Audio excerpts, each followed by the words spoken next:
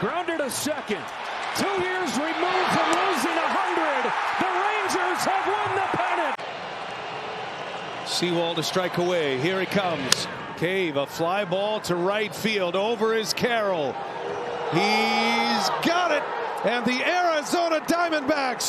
Ladies and gentlemen, today's the day we kick off the first game of the 2023 Fall Classic with the matchup between two teams that, if you date back only 2 years, both had loss counts in the hundreds.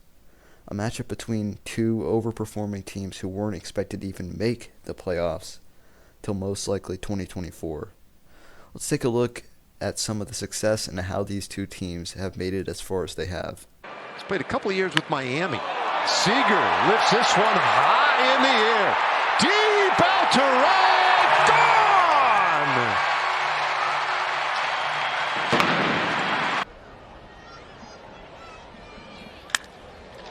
To center and hit well. Pache back toward right center. Still going back, and it is gone.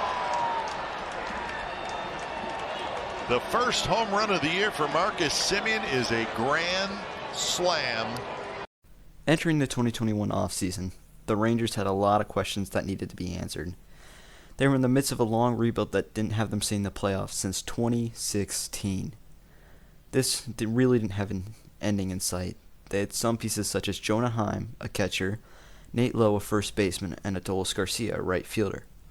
But they still didn't have as much as they would want. Their pitching was close to non-existent, headlined by guys who aren't even on the team anymore. So the Rangers decided to make some moves in the offseason. They made a few small moves for names you might recognize, trading infielder Isaiah Kiner-Falefa for Twins catcher Mitch Garver, as well as signing a deal with Rocky starter John Gray. But the two big moves that shocked baseball was signing a $500 million middle infield with the combination of the Toronto second baseman Marcus Semien, coming off a 40-plus home run season being his career high, along with Corey Seager, who was at the time a significant overpay for $325 million. Many people, myself included, saw this as a dumb move. Just throwing money at huge names wasn't going to win you a championship, and it didn't, only winning the Rangers 70 games in 2022. And he gets Tucker for the second time. Gallen has 3. The D-backs, on the other hand, had a very different plan for the 2021 offseason. Instead of going out and signing huge free agents like Texas, they did absolutely nothing, hoping for guys to flourish like Ketel Marte and Christian Walker. Some of the internal depth that the D-backs were banking on included guys like Geraldo Perdomo, Carson Kelly, and Dalton Varsho. Another huge difference from Texas is they actually had some pitching. There were some guys that were bound to break out further in 2022, like Zach Gallen and Merrill Kelly. They were still waiting for their prospects to be ready, like Corbin Carroll. That would most likely take till 2023. Other than that, all the Diamondbacks had for 2022 was hope, and just hoping on guys to progress. The Diamondbacks ended up 22 wins better than the year prior with a record of 74-88, securing a fourth-place finish over the Colorado Rockies. The Diamondbacks were happy with this because of breakouts from guys like Zach Gallen and Gold Glover Christian Walker, along with next year's prospects most likely being ready and the hopeful resurgence of Ketel Marte. Brought in an 11-year deal by Philadelphia. The 0-2 got him swinging. Welcome to Texas. Going into the 2022 offseason, the previous offseason looked like a bust, with them severely underperforming even though they weren't supposed to make the playoffs. The Rangers really only had one option, and that was to pay some guys to hopefully make sure they didn't end up wasting $500 million on two guys just for them to be irrelevant for the next couple seasons. So the Rangers went out and paid the biggest glass cannon on the market. And I think the words glass cannon perfectly depict Jacob deGrom, the new Texas ace. When he's healthy, he might be one of the most dominant pitchers of all time, on the level with guys like Pedro Martinez, Randy Johnson. Just look at his 2021 season. If he didn't get hurt, might have been the best season of all time. Maybe even win an MVP that year. But he barely ever plays because of how much his arm is shaped like a wet noodle. But the Rangers were all in, paying deGrom an annual value of $35 million per year over 5. making him have the highest annual value for a team with Corey Seager and Marcus Semien. Along with DeGrom, they signed a pitcher who has talent but has never really found a footing with any set club, that being Nate Eovaldi. On paper, it didn't look like enough to be elite, but Texas decided to shock the world. On opening day, they had their new ace on the mound to face the National League champions, the Philadelphia Phillies. And you know what they did? They swept Philly. Unbelievable, since they had just taken the Astros to 6 the year prior. Things only went up as they proceeded to hold the division for almost the whole month of April. Everything was great till the inevitable happened on April 28th. Luckily for the Rangers, Nate Eovaldi ended up being one of the best starters to start the year, along with their X-Factor coming back from injury, Corey Seager, who went on a monster tear. By the end of June, they had the division, along with almost their entire infield being all-stars, with almost every Ranger seeming to break out. Also, at the end of June, they traded for left-hander reliever Aroldis Chapman from Kansas City, who is having an unbelievable resurgence in Kansas City. Finally, going into the deadline, the Rangers knew they needed pitching, trading for left-handed pitcher Jordan Montgomery and arguably the second-best pitcher on the market and future Hall of Famer Max Scherzer. After this, they started to slide, losing a lot more than winning, along with losing Max Scherzer for the rest of the year, to then lose the division on the last day of the season, still making the wild card, but losing the division to their mortal enemy, the Houston Astros. To Gallo. Third strikeout tonight for Gallo, and a 1-2-3-7. Moving over to Arizona, they pulled a repeat of the previous offseason by barely doing anything yet again, and relying on still their young depth. Their one major move was trading outfielder and infielder and catcher Dalton Varsho to Toronto for Lourdes Gurriel Jr., who ended up having a huge first part of the season. Even though the roster was very similar to years prior, many fans were high on the young club, and rightfully so. They started out about as hot as it gets, rivaling the Dodgers throughout the first half of the year, having guys break out like Corbin Carroll, Geraldo Perdomo, and Zach Gallen, while Ketel Marte was bouncing back along with the continued success of Christian Walker.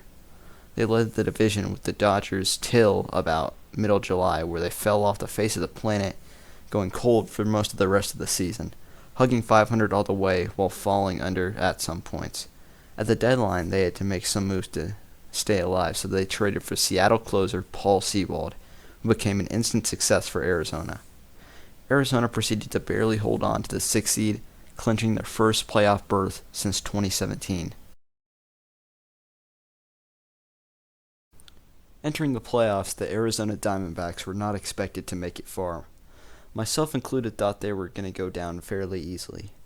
They had to face a good Brewers team that had just won the NL Central and was the 4th best team in all of baseball.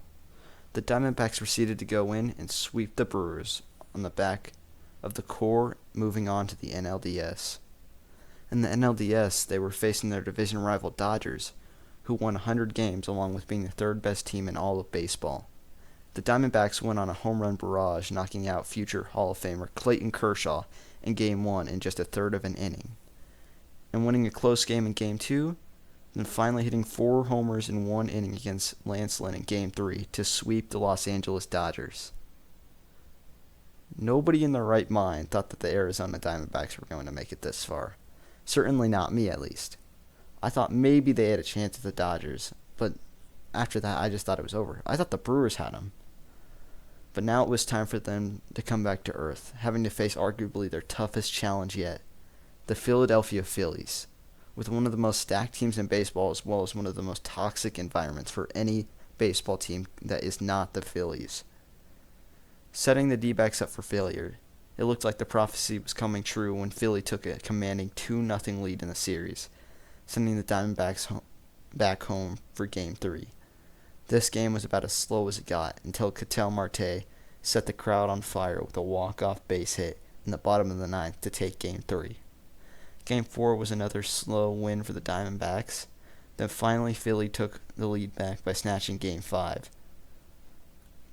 I thought the magic was over right then and there.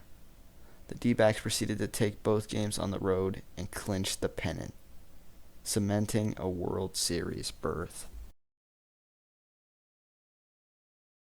Last segment, we have to talk about the Texas Rangers, a team entering the wild card round they shouldn't even be in. Instead of resting at home, they were fighting Tampa Bay on the road.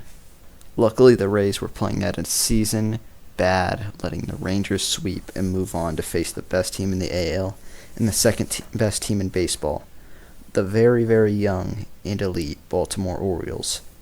Game 1, the Rangers barely squeaked by, beating the Orioles 4-2. Then winning again in a shootout in Game 2, just barely holding on. Finally coming back to Texas, some big homers off Dean Kremer helped the Rangers move on.